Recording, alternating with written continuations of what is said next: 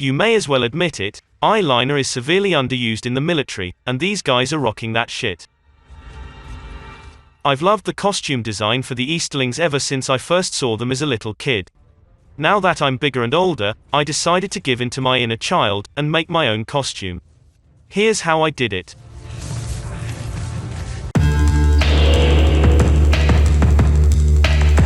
First thing to do was to do some research on the costume and gather my resources. I found a few 3D models that I used as reference, and also used the Weta figures. There aren't a huge amount of detailed reference images around, but I found enough eventually.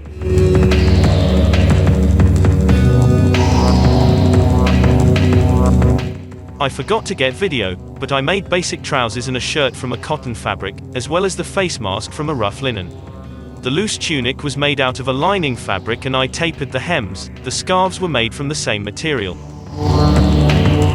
The gloves were sheepskin leather gloves from eBay. I had to shave the wool inside so that they weren't so warm, then I used some leather dye to darken them. This left them very stiff and crunchy, so I gave them 2 coats of Neatsfoot compound to relax the leather. Once I had the clothes, I was able to start planning out the armor, which I did by cutting shapes out of packaging paper and pinning them to the tunic.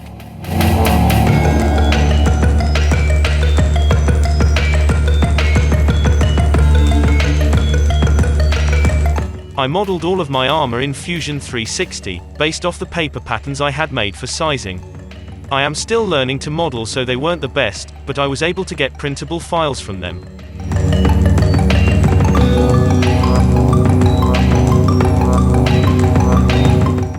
I also modeled the pike and sword, and designed these to be built in sections to allow for convention-safe blades made from foam.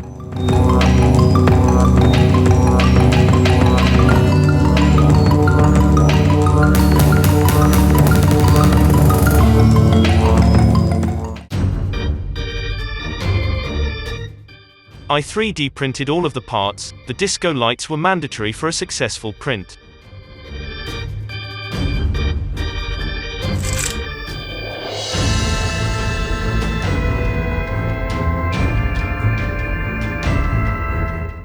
As you can see, no disco lights.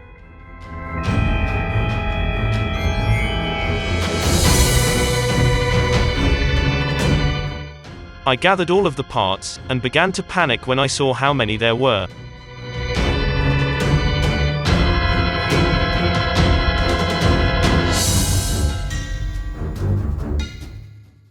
I gave all the inner faces a sand to make them as flat as possible, before cutting some aligning pins from the filament.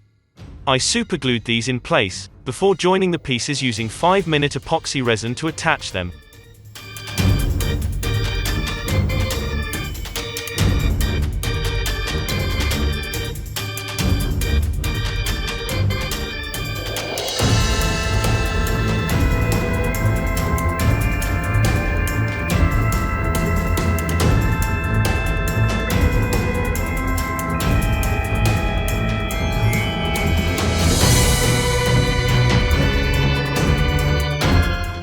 I put a plaster on and gave it a little kiss to help it heal.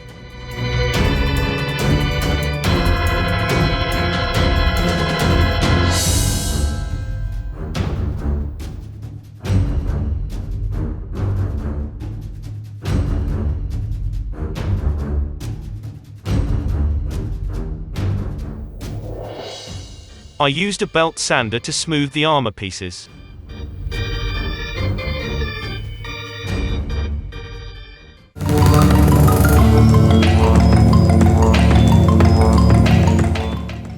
I applied XTC 3D, followed by some sanding, followed by some filler primer and more sanding, before covering each part in black gloss.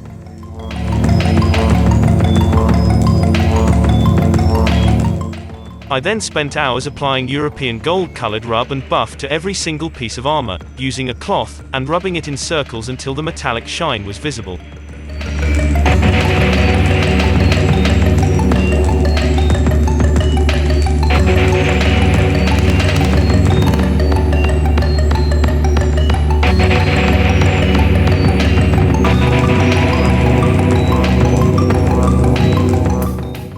I had to make loads of leather straps.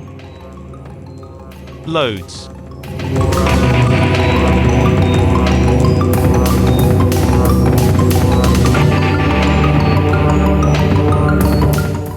I assembled the armor pieces in rows, by riveting them onto the straps, then attaching the bottom of one row, to the same strap as the top of the next row.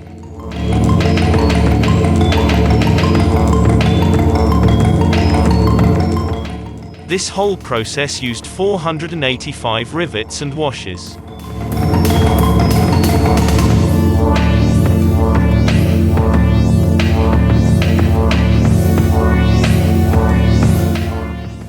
Any test fits have to be supervised by Xeno.